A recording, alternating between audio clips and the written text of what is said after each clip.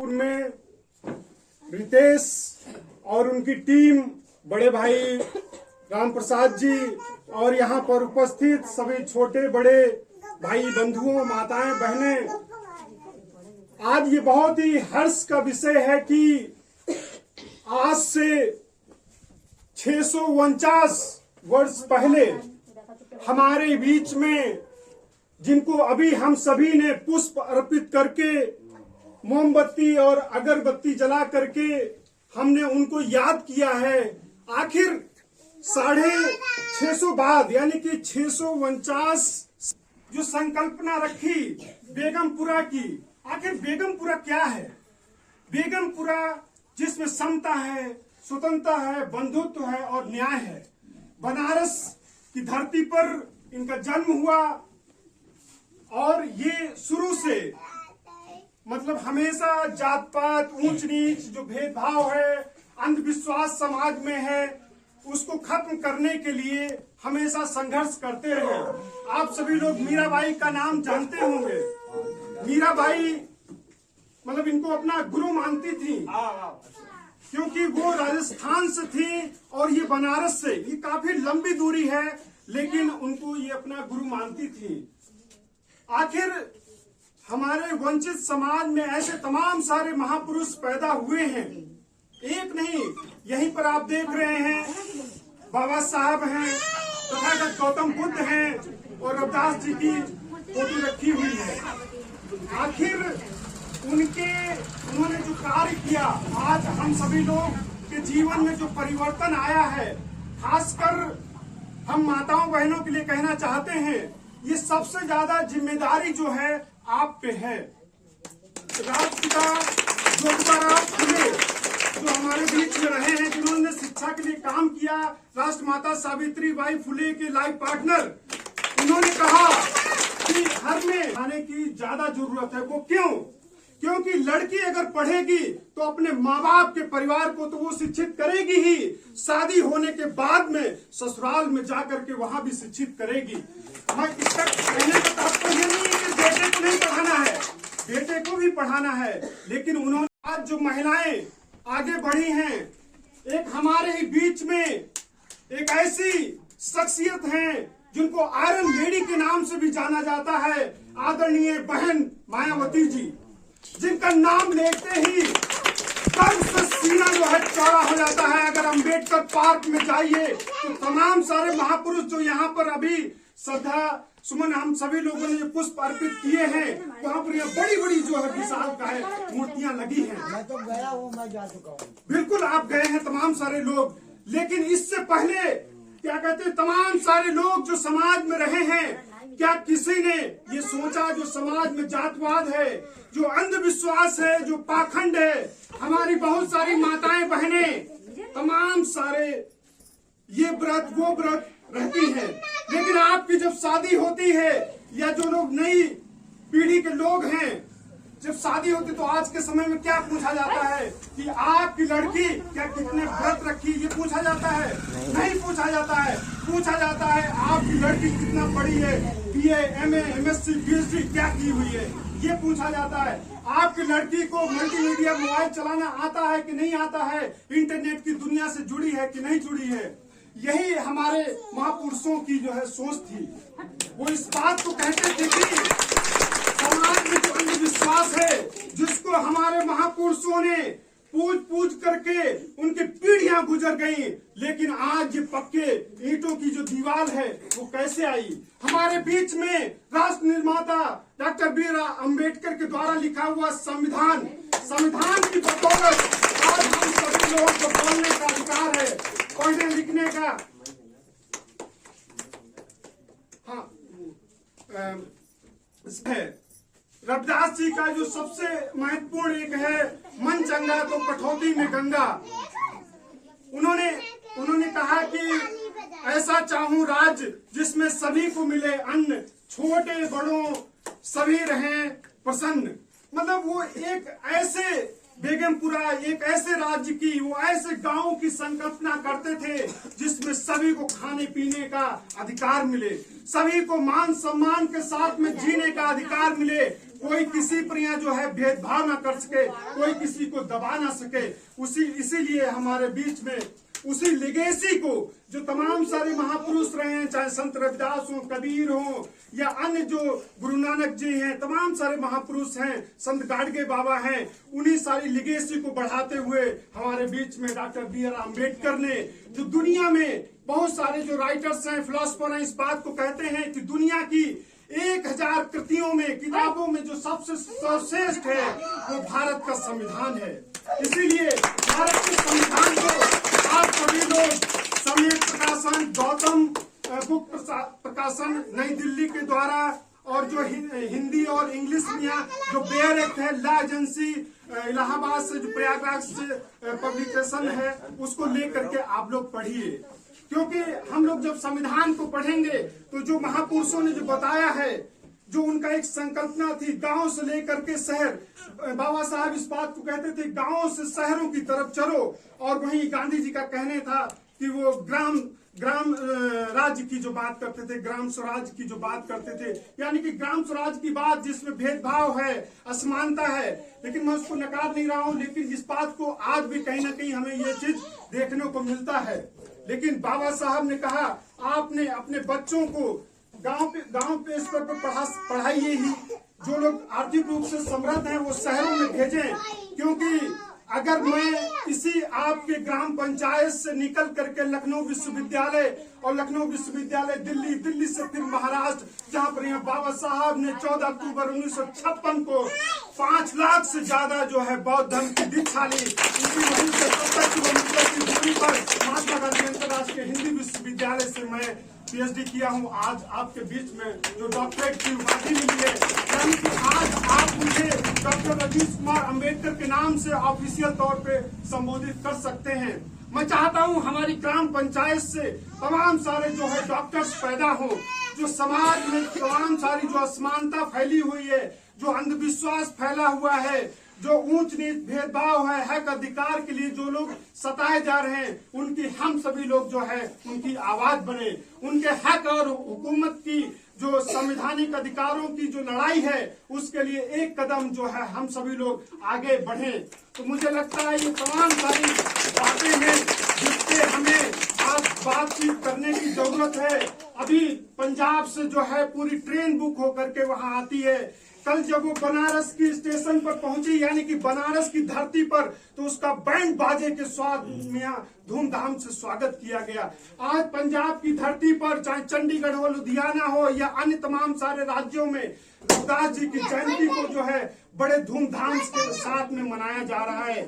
सिर्फ यहाँ ही नहीं, विदेशों में, कनाडा में या अन्य जो देश हैं, वहाँ पे भी जो है हमारे समाज के जो लोग हैं वो रविदास जी की जयंती को सेलिब्रेट कर रहे हैं। आज रविदास जी की जयंती पर ये हम सभी को संकल्प लेने की जरूरत है कि 649 साल बाद हम उनकी जयंती को यहाँ पर सेलिब्रेट कर रहे हैं।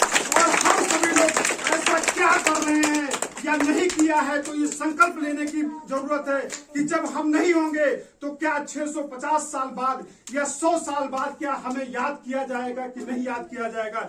मुझे लगता है आज के इस अवसर पर ये सबसे महत्वपूर्ण जो हमें ये संकल्प लेने की जरूरत है कि आप लोग अपना लक्ष्य बनाइए कि हम अपनी पढ़ाई लिखाई करते हुए जो खेती किसानी कर रहे हैं, जो माताएं अपने घरों में हैं, जो कार्य करने के साथ साथ बच्चों को भी आप अच्छी शिक्षा दीजिए। मैं गांव में अभी 1 महीने से हूँ, छोटी छोटी चीजों पर जो है तनातुनी होने लगती है। मैं इस बात को कहता हूँ, हमारे यहाँ जोश की कमी नहीं है, लोगों में, युवाओं में और बड़े बुजुर्गों में भी। मेरा ये साफ साफ कहना है, 900 रुपए में गैस सिलेंडर लेते हैं। अगर आप में जोश है तो चलिए हम SDM के यहाँ चलते हैं, उसको 500 या 700 रुपए पे मिलना चाहिए। इस जोश को वहां पे दिखाने की जरूरत है। जो हमें खाद आज 290 रुपए में मिल रही है, जो सस्ते दर पे जो है गवर्नमेंट को देना चाहिए, उस पे बात करने की जरूरत है। आज 94 रुपए में हम लोग पेट्रोल भरवा रहे हैं, वही 90 रुपए से प्लस जो है डीजल भी है। शिक्षा इतनी महंगी हो रही है कि आने वाले समय में आप आर्थिक रूप से अगर समृद्ध नहीं है तो हायर एजुकेशन जो है उच्च शिक्षा नहीं दिला सकते हैं। अभी एक यूजीसी बिल आया था, बहुत सारे लोगों के पेट में दर्द होने लगा था। मैं इस बात को कहना चाहता हूं, आप लोग समझ लीजिए, अभी ये भारत सरकार की तरफ से जो बिल आया था इसका हम सभी लोगों ने स्वागत किया था, लेकिन वहीं कुछ जातिवादी मानसिकता के लोग हैं जिन्होंने हजारों सालों से हमारे लोगों को दबाने का काम किया है, उनको ये पता नहीं तो, और क्योंकि उनके लोग सिस्टम में बैठे हुए हैं इसीलिए उस पे जो स्टे लग गया है। लेकिन ओबीसी के भाई बंधुओं को इस बात को सोचने की जरूरत है। 2012 में जो यूजीसी का जो बिल था जिसमें SC ST के लिए तो आज भी वैसे ही लागू है, लेकिन हमारे ओबीसी के जो नेता हैं, जो ओबीसी के भाई बंधु लोग हैं, वो चाहते हैं कि दलित लोग जो है उनके सड़कों पर यहाँ उतरे और वो सिर्फ जो है मलाई खाएं। ये ऐसे नहीं चलेगा। हम आप पे अधिकार के लिए आज भी सड़कों पर हैं, आगे भी रहेंगे, लेकिन आपको भी अपने हक और अधिकार के लिए आगे आना पड़ेगा। आपके जो नेता हैं उन पे दबाव बनाना पड़ेगा। अगर नहीं बनाते हैं ये चुप्पी, तो ये चुप्पी जो है आपके भविष्य आने वाली जो नई पीढ़ी है, जो नए बच्चे हैं, इनको जो है शिक्षा से, हायर एजुकेशन से वंचित करने का काम करेगी। मुझे लगता है क्योंकि यूजीसी को लेकर के बहुत सारी अभी भ्रांतियां हो रही थी। कुछ लोग कह रहे थे कि मोदी की जो गवर्नमेंट है यानी कि भारत सरकार है उसने जो है सभी को समान कर दिया है। भाई सभी को समान नहीं कर दिया है। सबका साथ सबका विकास की बात हो रही थी।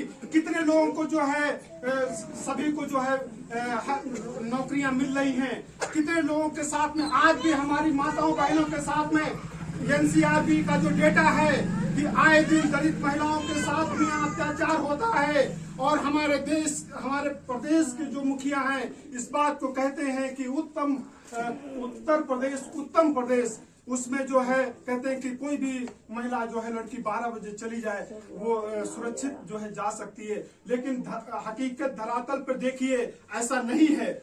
तो ये बहुत सारी ऐसी बातें हैं जिन पे सोचने की जरूरत है हम सभी को। और यहाँ पर आज ये जो पहल हुई है, मुझे लगता है कि विदेश और उनके साथ में जो बच्चियां यहाँ पर गुब्बारे फुला रही थी, हम जब भी विश्वविद्यालय में रहे हैं तमाम सारे कार्यक्रमों को किए हैं, क्योंकि छोटे छोटे जो भी कार्य है, बहुत सारे लोग कहते हैं कि हम कैसे किसी कार्यक्रम के लिए मदद कर सकते हैं। मेरा मानना है कि आप सभी लोग 3 तरीके से मदद कर सकते हैं। वो कैसे? तन, मन और धन।